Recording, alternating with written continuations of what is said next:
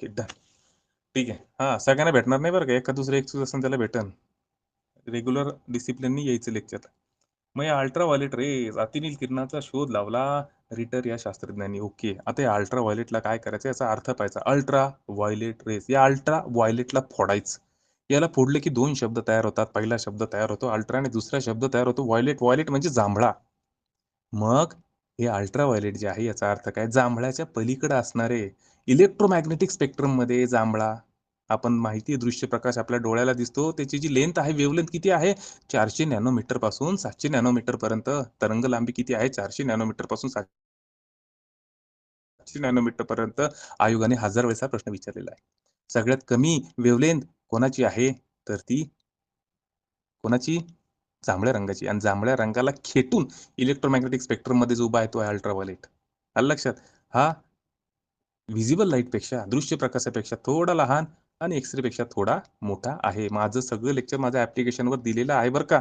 इतकं भारी दिलेलं, इतकं व्यवस्थित अॅनिमेशन करून दिलेलं आहे की तुम्हाला परत जाणार नाही. आणि कोणी नवीन असेल तर सांगतो 300 रुपयात देते 299 मध्ये. 3 महिने अख्खा कोर्स 90 व्हिडिओ येणार आहे, रोजचा एक व्हिडिओ आहे. आणि तुम्ही पहा व्हिडिओची क्वालिटी, मग मला सांगा. माझी पॅशन आहे म्हणून मी शिकवतो, त्याच्यावर माझे व्हिडिओ मला छान वाटतात, बाकीच्यांचं नाही माहिती. ठीक आहे. मग अल्ट्राव्हायोलेट कळलं, त्याच्यानंतर आता तरंग लांबी. यांची तरंग लांबी जी आहे, वेव्हलेंथ जी आहे, ही 10 नॅनोमीटर पासून 400 नॅनोमीटर पर्यंत असती. तिसरं महत्वाचं म्हणजे यांची निर्मिती कशी होती, तर यांची निर्मिती अणू आहे. अणूच्या भोवती इलेक्ट्रॉन फिरत असतात. इलेक्ट्रॉनच्या कक्षेमध्ये, त्या कक्षेमध्ये ऑर्बिटमध्ये इलेक्ट्रॉन फिरतात. जेव्हा बाहेरच्या कक्षेतला इलेक्ट्रॉन, समजा चौथ्या नंबरच्या कक्षेतला इलेक्ट्रॉन, जो चौथ्या नंबरच्या कक्षेत आहे तो इलेक्ट्रॉननी डायरेक्ट पहिल्या नंबरच्या कक्षेमध्ये जर उडी मारली, तर तो सगळ्यात जास्त प्रमाणात ऊर्जा बाहेर टाकतो. आणि ही ऊर्जा कुठल्या स्वरूपात बाहेर पडती, तर अल्ट्रा व्हायोलेट रेजच्या स्वरूपात बाहेर पडती. आणि त्याचा अर्थ काय दिलेला आहे, की बाबा यांची निर्मिती कशी झाली, तर अणूंच्या इलेक्ट्रॉनिक संक्रमणामुळे झाली. इलेक्ट्रॉनच्या संक्रमण म्हणजेच काय, ट्रान्झिशन म्हणजेच काय, इलेक्ट्रॉननी उडी मारली. आलं लक्षात. आपण काल पाहिलेलं बरं का, लाईट कशामुळे होती, इन्फ्रारेड कशामुळे होतं. हा, लाईट कशामुळे होती सांगा बरं, इन्फ्रारेड कशामुळे होतं, मला कमेंट करा बरं. मी म्हणून यार तुम्ही खरंच हुशार आहे आणि मला काहीतरी तुम्ही फॉलो करता, माझे फॉलोअर आहे तुम्ही. इन्फ्रारेडची निर्मिती कशी होती, लाईटची कशी होती. ठीक आहे. चला, मग आता अल्ट्राव्हायोलेट रेस तर कळलं. आता काल तुम्हाला ट्रिक पण सांगितली होती की बाबा हे अल्ट्राव्हायोलेट म्हणजे इलेक्ट्रोमॅग्नेटिक स्पेक्ट्रम जो आहे, विद्युत चुंबकीय वर्णपटल जो आहे, हे ऍक्च्युली काय आहे, तर नागमोडी एक वेव्ज आहे. हा, जी की एक शेपूट जे आहे ती खूप जवळ आहे तिच्यामध्ये. ते वेव्ह जे आहे ते खूप जवळ आहे आणि एका शेपटीला वेव्स खूप लांब आहे. म्हणजे याची या स्पेक्ट्रम मध्ये वेगवेगळे प्रकारचे जे वेव्ज आहे ते आहे. पण त्यांचा क्रम काय आहे, आपण तो ट्रिक पाहिली होती. REM I love you XG म्हणजेच काय, सगळ्यात लांब तरंग लांबी, सगळ्यात लांबच्या लांब वेव्ह कोणाची आहे, चढत्या उतरत्या क्रमाने मांडा म्हणून प्रश्न येतो पेपरला. मग सगळ्यात लांबची वेव्ह कोणती, सगळ्यात लांब 30-30 किलोमीटर पर्यंत एकच वेव्ह चालती, ती आहे रेडिओ वेव्ह, रेडिओ लहरी. आर नंतर काय, एम म्हणजे मायक्रोवेव्ह, त्याच्यापेक्षा थोडं लहान. त्याच्यानंतर I for infrared, L for light rays, U for ultra rays, त्याच्यानंतर ultraviolet rays, X for X rays आणि G फॉर गॅमा. लक्षात. म्हणजे जर का तुम्हाला ह्या सगळ्यांचा गॅमापासून रेडिओपर्यंत सगळ्या लहरींचा तुम्हाला जर का क्रम लक्षात ठेवायचा असेल, तर तुम्ही फक्त एकच ट्रिक लक्षात ठेवायची, REM I love you XG. आता याच्यात काही उलट पालट काढू नका बरं का. आर माझा पोरगा, एम पण माझी पोरगी, अशी पकडा नाही. दोघं एकमेकाला मी यांना दोघांना आय लव्ह यू म्हणतोय, मग ते म्हणता सर काय शिकवता तुम्ही. ठीक आहे. चला, म्हणजे ते पण कळलं आता. हा, आता पुढं. आता हे जे अल्ट्राव्हायोलेट रेज आहे, आता अभि तो पिक्चर सुरू हुई है, आता पहा किती भारी भारी त्याच्यामध्ये. आता हे जे अल्ट्राव्हायोलेट रेज आहे ना, अल्ट्राव्हायोलेट रेजचं आपण कंपॅरिझन करू कोणासोबत, आपण इन्फ्रारेड आणि लाईट रेज सोबत कंपॅरिझन करू. इन्फ्रारेड म्हणजे अवरक्त तरण. अवरक्त तरण म्हणजे काय, हात सुजला, पाय सुजला की डॉक्टरकडे जातो. डॉक्टर काय करतो, त्या मशीन मध्ये घालतो, ऊब देतो, ते निळं किरण येतात, हाताला एकदम ऊब लागते आणि आपल्याला कळतं अरे हा बरं वाटायला लागलं, ते इन्फ्रारेड रेज असतात. बरोबर आहे. लाईट रेज म्हणजे व्हिजिबल रे. मग ह्या तिघांचं कंपॅरिझन का करायचं, कारण की तिघांची निर्मिती ही कशामुळे होत असती, इलेक्ट्रॉनच्या उड्या मारण्यामुळे होत असती, एका कक्षेतून दुसऱ्या कक्षेत मारण्यामुळे. इन्फ्रारेडची निर्मिती कधी होती, जेव्हा इलेक्ट्रॉन लगतच्याच कक्षेमध्ये उडी मारतो. म्हणजे इलेक्ट्रॉन एक आहे जो तिसऱ्या कक्षेमध्ये, त्याने उडी मारली, तो गेला दुसऱ्या कक्षेत, काय निर्माण झालं, इन्फ्रारेड तयार झालं. नंतर विजिबल लाईट काय, तर विजिबल लाईट म्हणजे इलेक्ट्रॉन जो चौथ्या कक्षेत आहे आणि त्यांनी एक सोडून दुसऱ्या कक्षेत उडी मारली. बरोबर आहे. तर काय निर्माण झालं, त्याच्यातून ऊर्जा बाहेर पडली. इलेक्ट्रॉन जेव्हा वरच्या पातळीतून खालच्या पातळीत उडी मारतो ना, कक्षेत उडी मारतो ना, तेव्हा तो त्याच्यातून काहीतरी बाहेर फेकत असतो, ऊर्जा बाहेर फेकत असतो. जेव्हा इलेक्ट्रॉन दुसऱ्या नंबरच्या कक्षेतून पहिल्या नंबरच्या कक्षेत म्हणजे लगतच्या कक्षेत उडी मारतो ना, तेव्हा कमी ऊर्जा बाहेर पडती, म्हणजे इन्फ्रारेड बाहेर पडले. जेव्हा इलेक्ट्रॉन एक कक्षा सोडून उडी मारतो, चौथ्यातून दुसऱ्यात मारतो, तेव्हा थोडी जास्त ऊर्जा बाहेर पडती. बरोबर आहे? मग त्याला म्हणायचं विजिबल लाईट म्हणजे मध्यम ऊर्जा. आणि तिसरं म्हणजे अल्ट्राव्हायलेट. जेव्हा इलेक्ट्रॉन शेवटच्या कक्षेत असतो आणि शेवटच्या कक्षेतून तो पहिल्या कक्षेत उडी मारतो, तेव्हा सगळ्यात जास्त प्रमाणात ऊर्जा निर्माण होती. आणि ती ऊर्जा जी आहे ती अल्ट्राव्हायलेट रेजच्या स्वरूपात निर्माण होती. त्याच्यामुळे जर का उद्या तुम्हाला पेपरला प्रश्न आला की या तिघांमध्ये सगळ्यात जास्त ऊर्जा कोणाच्या अंगी आहे, तर तुम्ही लगेच उत्तर द्यायचं की सर अल्ट्राव्हायलेट रेजच्या अंगामध्ये सगळ्यात जास्त ऊर्जा आहे. का? कारण की लांबचं इलेक्ट्रॉन पहिल्या नंबरच्या याच्यात फुल ताकदीने उडी मारतोय. जेवढ्या ताकदीने उडी मारतोय तेवढी त्याची ऊर्जा नष्ट होती आणि तेवढी जास्त प्रमाणात बाहेर टाकली जाते. हे सगळं अॅनिमेटेड व्हिडिओमध्ये आहे. आता फक्त बाबाजीचं प्रवचन ऐका तुम्ही. आणि मी तुम्हाला सांगतो माहिती का, बिलकुल तुम्हाला हुशार करायचा उद्देश नाहीये. माझे कॉन्सेप्ट पक्के करतो. ज्या दिवशी मी लोकांसमोर उभं राहील, क्लासमध्ये उभं राहील, त्यावेळेस मला हे पुस्तक पाहिजे, गरज नाही पडली पाहिजे.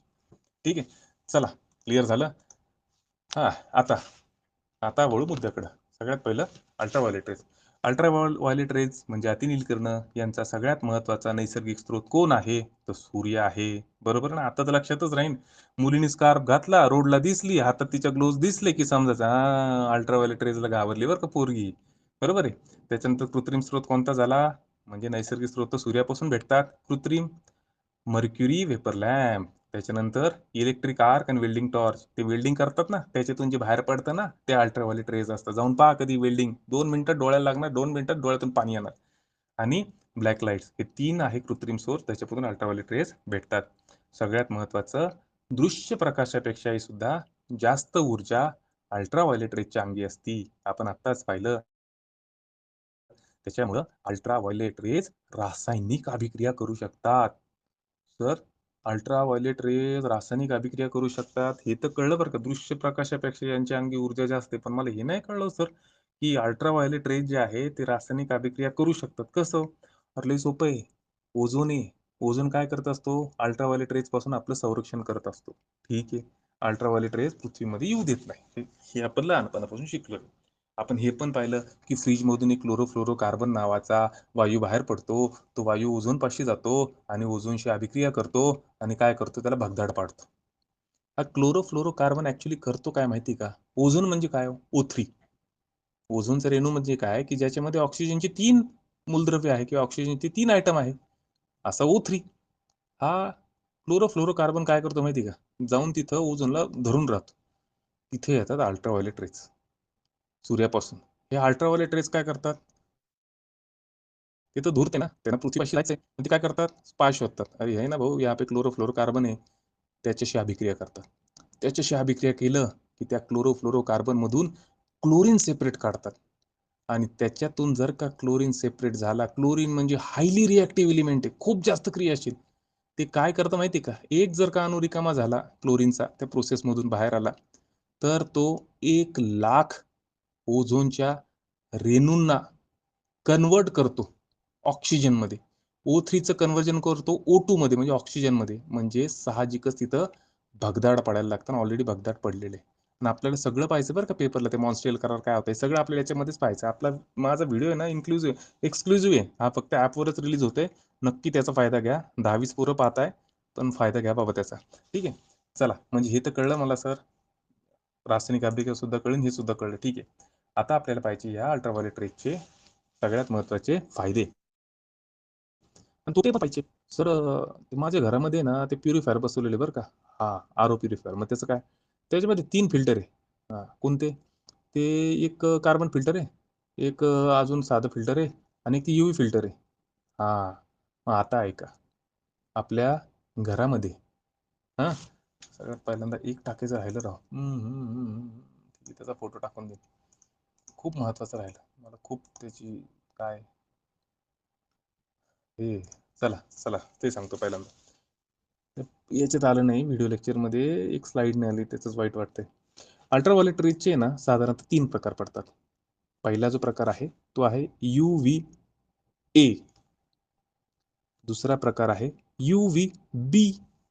आणि तिसरा प्रकार आहे UVC. आता हा जो आहे हा जो UVC आहे ना, म्हणजे अल्ट्राव्हायलेट, हे अतिनील किरण आहे ना, या अतिनील किरणांचे परत फ्रिक्वेन्सीवर 3 प्रकार पडतात. पहिला UVA, दुसरा UVB, तिसरा UVC. अल्ट्रा व्हायलेट सी सगळ्यात खतरनाक. जर का हा पृथ्वीवर आला, सूर्याकडून येणारा अल्ट्राव्हायलेट सी जर हा तरंग पृथ्वीवर पोचला तर आपली सगळी प्राणीमात्रा नष्ट होऊन जाईल. आणि त्याच्यामुळेच ते अडवायचं काम ओझोन मार्फत केलं जातं. 100% अल्ट्राव्हायलेट सी UVC जो आहे, अल्ट्राव्हायलेट सी टाईप जो आहे, हा ओझोनकडून अडवला जातो. पेपरला येऊ शकतो प्रश्न, लक्षात राहू द्या. याची जी वेव्हलेंथ असते ही 100 पासून 280 नॅनोमीटर पर्यंत असते. त्याच्यापेक्षा थोडं जास्त वेव्हलेंथ असणारा अल्ट्राव्हायलेट बी हा पण तितकाच खतरनाक आहे. याचं वैशिष्ट्य असं की हा आपल्या सध्या पण आपल्या जे त्वचेचे कॅन्सर वगैरे होतात ते ना, त्याच्यासाठी हा कारणीभूत आहे. आणि बरे ते मुली ते ग्लोव्ज वगैरे वापरतात, आपण पण तसं करायला पाहिजे. कारण की ऊनच भयानक होत चाललेलं आहे आजकाल, ग्लोबल वॉर्मिंगमुळे सगळंच बदलायला लागलेलं आहे. मग हा जो UVB आहे ना, ओझोन त्याचा 95% पार्ट स्वतःकडे ऍब्झॉर्ब करतो, त्याला पण खाली येऊ देत नाही. आणि तिसरा शेवटचा प्रकार जो आहे तो अल्ट्राव्हायलेट ए, याची वेव्हलेंथ सगळ्यात मोठी 315 पासून 400. आणि फक्त यालाच ओझोन अलाउड करतो की बाबा जा तू पृथ्वीवर, फक्त यालाच अलाउड करतो. बाकी 5% तो शोषतो, 95% हे पृथ्वीवर येतात. आणि अल्ट्राव्हायलेट एचं काही काम पण आपण ते पुढे पाहणारच आहोत. सगळ्यात महत्वाचं काय की अल्ट्राव्हायलेट ए जर माणसाच्या अंगावर पडला तर काय होतं, जल्दी बुढापा आ जाता है भाई. अंगावर सुरकुत्या पडता, एजिंग होतं, आहे की नाही. बापरे, चेहरा पा कशा सुरकुत्या झाल्या, कशामुळं? UVA टाईपचं रेडिएशन तुमच्या अंगावर पडते. आपण जे उन्हात पडतो सगळं आपल्या अंगावर कोणतं रेडिएशन पडतं माहिती का? UVA प्रकारचं. हा, त्याच्यानंतर UVB. UVB हे ना फक्त सकाळी कवळ्या उन्हातच भेटतं. 95% ते ऍब्झॉर्ब केलं जातं ओझोन कडून, फक्त 5% खाली सोडलं जातं. मग या 5%चा फायदा काय? हा सॉरी, 5% ऍब्झॉर्ब केलं जातं, 95% नाही नाही, हा 5% सोडलं जातं, 95% ऍब्झॉर्ब केलं जातं, लक्षात ठेवा. UVB. मग UVBचा सगळ्यात महत्वाचा फायदा काय? हे कोवळ्या उन्हामध्ये असतात. आपल्या शरीरामध्ये व्हिटॅमिन डी हे कुठल्याही अन्नपदार्थापासून किंवा डायरेक्ट बनत नाही, ते बनावं लागतं अल्ट्राव्हायलेट रेजच्या सानिध्यामध्ये. मग हा जो UVB नावाचा प्रकार आहे, जो कवळ्या उन्हातलं रेडिएशन आहे, लहान मुलाला आपल्याला कवळ्या उन्हात बसवलं जातं का? किंवा तुला मुडदूस होऊ नये. मुडदूस न होण्यासाठी तू काय करायला पाहिजे, तुझं हाडं बळकट होण्यासाठी तू काय करायला पाहिजे, तर व्हिटॅमिन डी घेतलं पाहिजे. व्हिटॅमिन डी काय गोळीमधून नाही भेटत, तर व्हिटॅमिन डी तुला ना अल्ट्राव्हायलेट रेजच्या याच्यामध्ये कवळ्या उन्हात बसावं लागणार आहे. म्हणजे हे जे UVB आहे ना, हे काय करतं, व्हिटॅमिन डी तयार करण्याचं सुद्धा काम करतं. इतकं महत्वाचं आहे. ठीक आहे, चला, तिन्ही प्रकार कळलेले आहे. डिटेलमध्ये तुम्ही व्हिडिओ लेक्चर पाहिलं ना मी, आणि लगेच पाहायचा व्हिडिओ लेक्चर. उद्या आता रिलीज करतो मी. मला नेटचा थोडा इश्यू आहे, अपलोडला टाकले पाहू आता कधी अपलोड होतं. आता जर का उशीर झाला तर तुम्ही सकाळी पहा, काही अडचण नाही. ठीक आहे. त्याच्यानंतर समजते का सांगा बरं. हरिभक्तचंद महाराज प्रवचनात राहायचे आणि तुम्ही समजणार नाही, जरा थंबी मारत जा, बरं वाटतं आम्हाला पण. मग आता या अल्ट्राव्हायलेट रेजचे आपल्याला काय पाहिजे, सगळ्यात महत्वाचे फायदे पाहिजे. आणि तिथून पाणी संपले.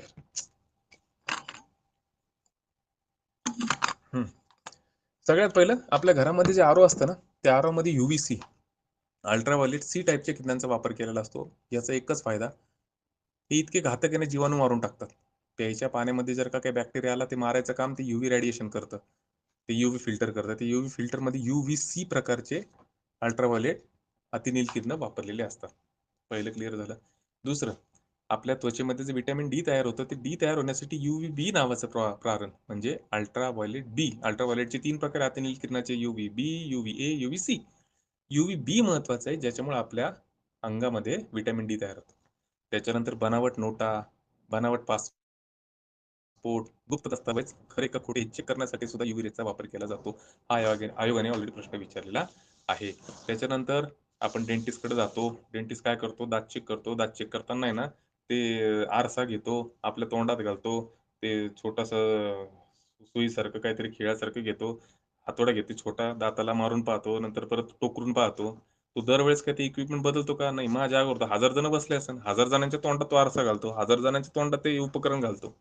मग ते शुद्ध कसं करायचं? ते शुद्ध करण्यासाठी जे स्टरलायझेशन आहे हे इक्विपमेंटचं, ते अल्ट्राव्हायलेटच्या साह्याने, अतिनील किरणांच्या साह्यानेच केलं जातं.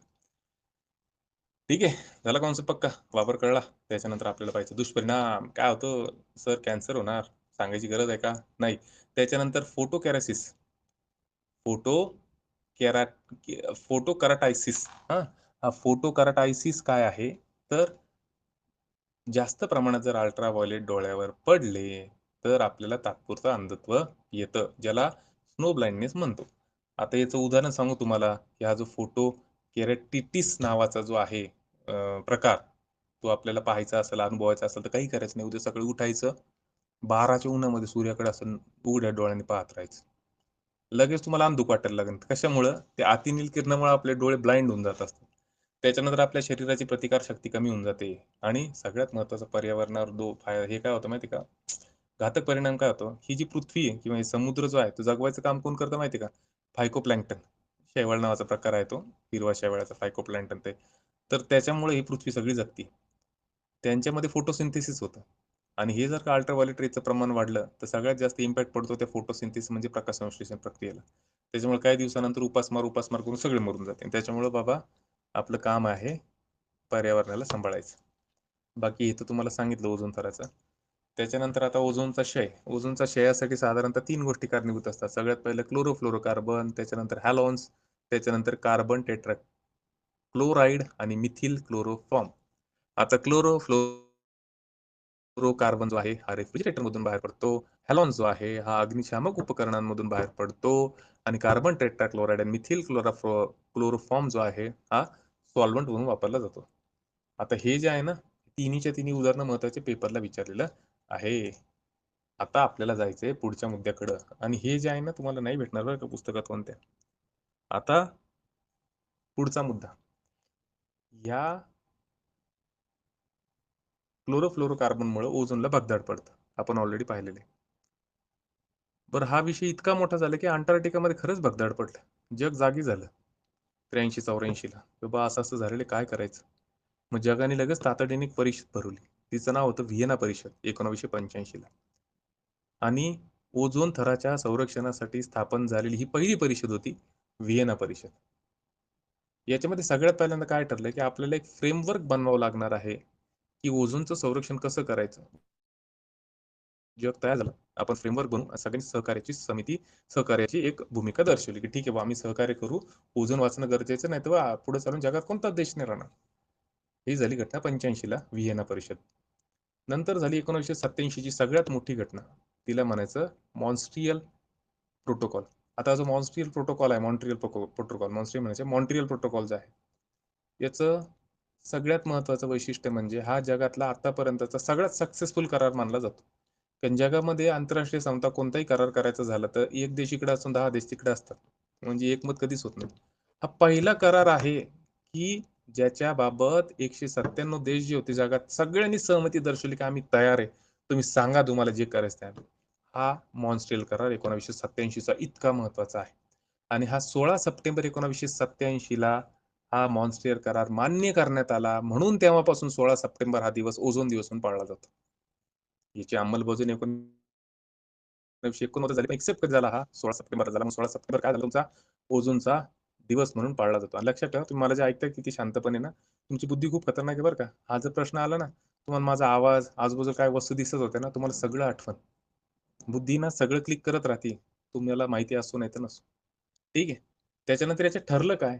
याच्यात फक्त एकच मुद्दा होता, की बाबा ओझोनचं संरक्षण करायचं आणि ओझोनचं संरक्षण करण्यासाठी आपल्याला काय करायचंय तर क्लोरोफ्लोरोकार्बन याचं प्रमाण हळू-हळू बंद करून टाकायचं.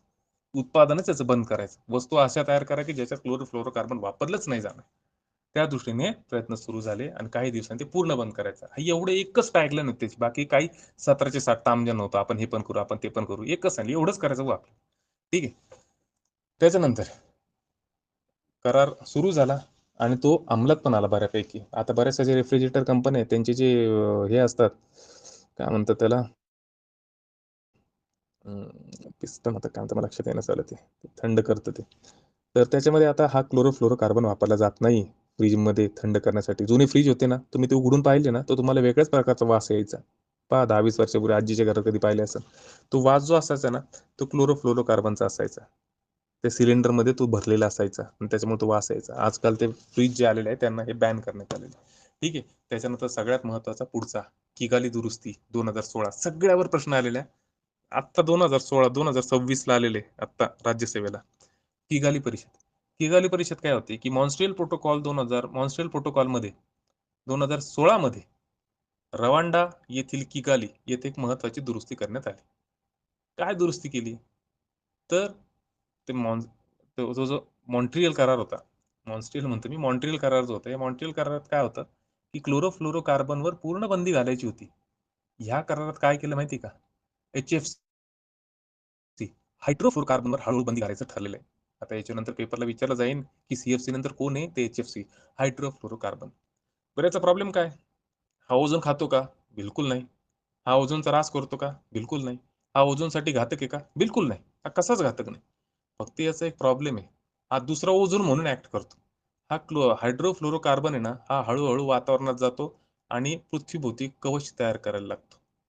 या कवचाचं कसे असतं? याचं एकच काम असतं, आन दे भाई, मैं जाने नहीं दूंगा.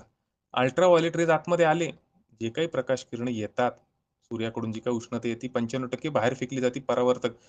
पृथ्वी आरसा म्हणून काम करत असते. फक्त 5% घेते, बाकी 95% सगळं परत विश्वाला देऊन टाकत असते. आज जर का सूर्याने 100 किरण फेकले, तर त्याच्यातले फक्त 5च वापरणार पृथ्वी, बाकी 95 देऊन टाकणार. 95 धरून ठेवलं तर पृथ्वी जळून जाईल, नष्ट होऊन जाईल काही दिवसांनी. त्याच्यामुळे पृथ्वी एक उत्कृष्ट परावर्तक आहे, रिफ्लेक्टर आहे, आरशासारखं काम करते. आता 95% किरण बाहेर जातात म्हणून तोपर्यंत ठीक आहे, म्हणजे आपल्याकडे टेम्परेचर काय 20, 22, 30 पर्यंत मेंटेन होतं. आता हायड्रोफ्लोरोकार्बन पृथ्वीच्या आजूबाजूला जाऊन एक कवच तयार करतोय. तो काय करतोय? सूर्यप्रकाशाला आतमध्ये येऊ देतो, उष्णतेला आतमध्ये येऊ देतो, बाहेर नाही जाऊ देत. हे बाहेर नाही जाऊ दे, त्याला म्हणलं जातं ग्रीन हाऊस इफेक्ट. आणि या गॅसमुळे हा ग्रीन हाऊस इफेक्ट वाढायला लागलेला आहे आणि परिणामतः यावेळेसच्या उन्हाळ्यामध्ये आपण सगळ्यांनी 44 डिग्री सेल्सिअस 45 डिग्री सेल्सिअस मध्ये सनबाथ केलेला आहे. काही दिवसांनी आपण 51 मध्ये पण सनबाथ करू. त्याच्यामुळेच हा हायड्रोफ्लोरोकार्बन पकडलेला आहे आणि भारताने 2028 पासून टप्प्याटप्प्याने हा HFC कमी करणार आहे, हे सांगितलेलं आहे. ठीक आहे. मग बाकी प्रश्न दिलेले आहे, तुम्ही प्रश्न वाचून घ्या, जसेच तसे आलेले आहे. आता मला सांगा, व्हिटॅमिन डी निर्मितीसाठी कोणती किरण आवश्यक असतात? पटकन मेसेज करायचा. सांगा पटकन, कोणती किरण आवश्यक असतात? आत्ता सांगितलं ना महाराज.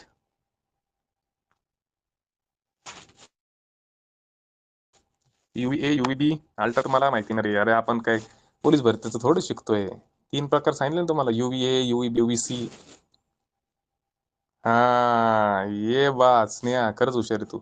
बाकीच्यानी फक्त बाबाजीचं प्रवचन ऐकलं, त्याच्यातला मर्म तू ओळखला. अल्ट्राव्हायोलेट रेचे 3 प्रकार असतात, UVA UVB आणि UVC. सगळ्यात घातक UVC, ओझोन यूज देत नाही. UVB आपल्या शरीरामध्ये व्हिटॅमिन डी तयार करण्यासाठी आवश्यक असतं. पेपरला असे प्रश्न येतात, तुम्ही वाचताना फक्त अल्ट्राव्हायोलेट वाचता आणि ऑप्शन मध्ये शोधत बसता. अरे यार, याच्यात तर ऑप्शनच नाही. अल्ट्राव्हायोलेट ए, अल्ट्राव्हायोलेट बी, अल्ट्राव्हायोलेट सी वरील पैकी नाही. बहुतेक वरील पैकी नाहीच असणार, त्याला टिक करून घरी येतात. मग म्हणतो अरे कुठून आलं. आलं लक्षात? करायला लागा, त्याशिवाय पर्याय नाही. ठीक आहे, चला. त्याच्यानंतर पुढचा क्वेश्चन तुम्हीच उत्तर द्यायचंय. हा, खालीलपैकी सगळ्यात कमी तरंगलांबी, सगळ्यात कमी वेव्हलेंथ कोणाची आहे? व्हिजिबल लाईट, इन्फ्रारेड, UV का मायक्रोवेव्ह? UPSC ला आलेले प्रश्न आहे बरं काय. नेटवर टाकले की सगळं भेटून जातं. मी काय रॉकेट नव्हतं. सगळ्यात कमी वेव्हलेंथ कोणाची आहे? व्हिजिबल लाईटची आहे, इन्फ्रारेडची आहे, मायक्रोवेव्हची का UVची आहे? 4 ऑप्शन मध्ये सांगा. व्हिजिबल, इन्फ्रा, UV आणि मायक्रो, असेच ऑप्शन येणार, मराठीत नाही येणार. या चारही मध्ये आता म्हणलं ना, RMI love you XG. R म्हणजे रेडिओ वेव्स, सगळ्यात मोठ्या लहरी, त्याच्यापेक्षा कमी मायक्रो वेव्स, त्याच्यापेक्षा छोट्या इन्फ्रारेड, त्याच्यापेक्षा छोट्या लाईट, त्याच्यापेक्षा छोट्या अल्ट्राव्हायोलेट. म्हणजे साहजिकच काय असणार आहे, अल्ट्राव्हायोलेट सगळ्यात छोटे असणार आहे या चौघांमध्ये. पेपरला असा क्वेश्चन येतो बरं का. चला, हे क्वेश्चन तुम्ही पाहून घ्या, मी जास्त त्याच्यात जात नाही. आता बारी आली एक्सरेची.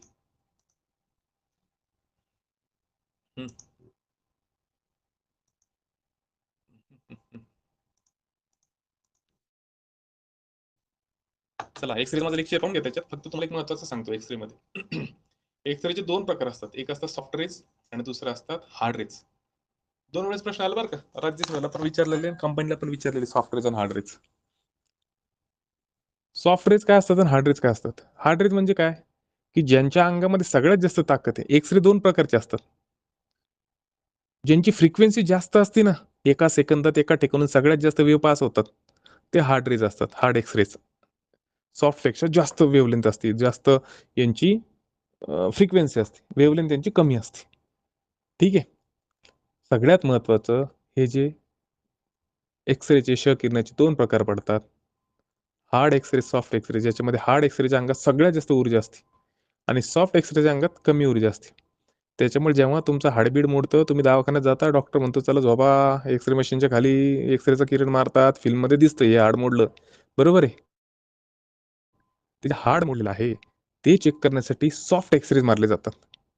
कारण कसं आहे माहिती आहे का, हार्ड एक्सरेज आहे ना, हे धातूतून मारले जातात. अंगात ऊर्जा खूप आहे ना, ते जर का एक्सरे आपल्या नरम नरम अंगावर मारले तर होईन ना दुसरंच काहीतरी कुटाणा. म्हणून कमी ऊर्जेचे किरण आपल्या अंगावर मारले जातात एक्सरेचे, त्याला म्हणलं जातं सॉफ्ट एक्सरेज. हां. आणि हार्ड एक्सरे म्हणजे ज्याच्या अंगी जास्त ऊर्जा असती. मग तुम्ही म्हणता सर लोखंडातून मारलं जातं. आणि मस्तपैकी तुमच्या घराशेजारी आहे ना रेल्वेने पूल उभारलेला आहे. लोखंडी पूल. हां. बाहेरून ते स्ट्रक्चर, आतलं स्ट्रक्चर लोखंडाचंच असतं. बरोबर आहे. बाहेरून सिमेंट भरलेलं आहे. आता तुम्ही विचार करा, की त्या आतल्या लोखंडाला कुठं तडा गेलेला आहे किंवा सिमेंटमध्ये आतमध्ये कुठेतरी तडा गेलेला आहे किंवा आतमध्ये पोकळ राहिलेलं आहे, ते भरलंच नाही गेलं. आणि उद्या जर का त्याच्यावर रेल्वे गेली एवढ्या मोठ्या टनाची आणि ती पडली, मग खालचे लोक मारणार नाही का? मेट्रोची कंडिशन तीच होणार आहे. मग अशा वेळी जे मोठे मोठे खांब असतात ना, त्यांच्या आतमध्ये डोकावून पाहण्यासाठी एक्सरे मारले जातात. जसं माणसाचं एक्सरे फिल्म काढली जाते तशी धातूची पण काढली जाते आणि मग पाहिलं जातं. साधं आहे, तुमचं मॅकविल आहे, तुमच्या गाडीला पर्सल असेल कोणाकडं, कोणाकडून फोर व्हीलर असेल, आता ते ॲल्युमिनियम पासून बनलेलं आहे. आता ते ॲल्युमिनियम मध्ये मध्येच कुठेतरी असं दिसलं की कॅव्हिटी आहे, ते पोकळ आहे आतून. तुम्हाला बाहेरून ते एकदम भारी दिसतं, खतरनाक आहे, भगा भाई 150 के ऊपर. जाऊ दे 100, 50, 150 पर्यंत जाऊ दे, मस्त काही होत नाही गाडीला. थोडे दिवस काही नाही होणार. पण आतमध्ये जर का एखादा क्रॅक असेल तर हळूहळू मोठा होत जाईल, मोठा होत जाईल, मोठा जाईल. काही दिवसांनी तुम्ही 150ला पळवली की मग यमराजाचं दर्शन फिक्स आहे. हे होऊ नये म्हणून कंपन्या काय करत असतात, ते अल्ट्राव्हायोलेट रेज किंवा एक्सरे जे आहे ना, एक्सरे करून घेत असतात. म्हणजे त्या मॅकविलच्या आतमध्ये डोकावून पाहत असतात खरं क्रॅक आहे का. ठीक आहे. मग त्यासाठी हार्ड रेज वापरले जातात. आणि ह्या एक्सरेजवर साधारणतः 5 ते 6 क्वेश्चन आलेले. मी माझ्या इथं 4 ते 5 क्वेश्चन ऑलरेडी कव्हर केलेले आहे. राज्यसेवेला आलेले. आणि त्याच्यानंतर आहे गॅमा रेज. गॅमा रेज म्हणजे ज्याची तरंग लांबी सगळ्यात कमी अशी गॅमा रेज. सगळ्यात कमी. सगळ्यात जास्त रेडिओ वेव्हची, सगळ्यात कमी गॅमा रेज. गॅमा रेजबद्दल मी जास्त डिटेलमध्ये नाही सांगितलं का? कारण की याच्यानंतरचा जो टॉपिक आता आपण सुरू करणार आहे, रेडिएशन आयोगाचा सगळ्यात आवडता टॉपिक. उद्यापासून आपलं रेडिएशनचं लेक्चर राहणार आहे. अल्फा, बीटा, गॅमा काय आहे? सगळं आपण पाहणार त्या ठिकाणी. ठीक आहे. आणि शेवटी मी फक्त एक सांगितलेलं आहे, की बऱ्याच वेळा मुलं कन्फ्यूज होतात, विद्युतचुंबकीय प्रारणं काय आहे? हां? आणि काय नाही आहे. कॅथोड रेज जे असतात ते इलेक्ट्रोमॅग्नेटिक वेव्हज नाही. Alpha rays, beta rays, gamma rays, ध्वनी लहरी हे सगळे इथं सांगितलेले आहे. एकदा लेक्चर पाहून घ्या. लेक्चरमध्ये खूप छान सांगितलेलं आहे. फक्त 30-35 मिनिटाचं लेक्चर आहे. ठीक आहे. अजून पण जर का कोणी बॅच घेतली नसेल तर बॅच घ्या बरं का. कारण की माझी मार्केटिंग नाही करत आहे. आता काही दिवसांनी मी YouTubeला लाईव्ह येणार आहे. YouTubeला लाईव्ह आले की मला याची गरज म्हणजे मार्केटिंगची कधीच गरज नाही पडणार. आएंगे अपने फॉलोअर और बढ़ेंगे. हां. दुसरी गोष्ट, मला आहे ना खरंच प्रामाणिक प्रयत्न आहे की तुम्हाला चांगला अभ्यास करायला शिकवायचं. तुमच्यापैकी सगळ्यांच्याच पोस्ट निघाला पाहिजे. माझा प्रामाणिक प्रयत्न आहे. माझ्या प्रामाणिक प्रयत्नाला तुम्ही साथ द्या. मी येडा नाही आहे की तुमच्यासाठी अर्धा घंटा रोज काढायला, 1 घंटा रोज काढायला. ₹300 मी ॲप्लिकेशनला लेक्चर टाकून फेकून मोकळा होऊन जाईन. पण मला खरंच इच्छा आहे. मला काही-काही मुलांची परिस्थिती माहिती आहे या ग्रुपमधल्या. अगोदरच्या ग्रुपमध्ये होते त्यांच्या पण परिस्थिती माहिती होती. तर प्रामाणिक प्रयत्न हा आहे, की मला साथ द्या. मी तुमचा अभ्यास कव्हर करायला मदत करतो. तुमचं अर्थशास्त्र, राज्यशास्त्र आपण एका महिन्यात कव्हर करू शकतो. फक्त मी जर का टार्गेट दिलं ना, तर चुकू नका प्लीज. मी तुम्हाला मार्गदर्शक तत्व, मूलभूत कर्तव्य यांचे कीवर्ड्स काढायला लावलेले. फक्त ते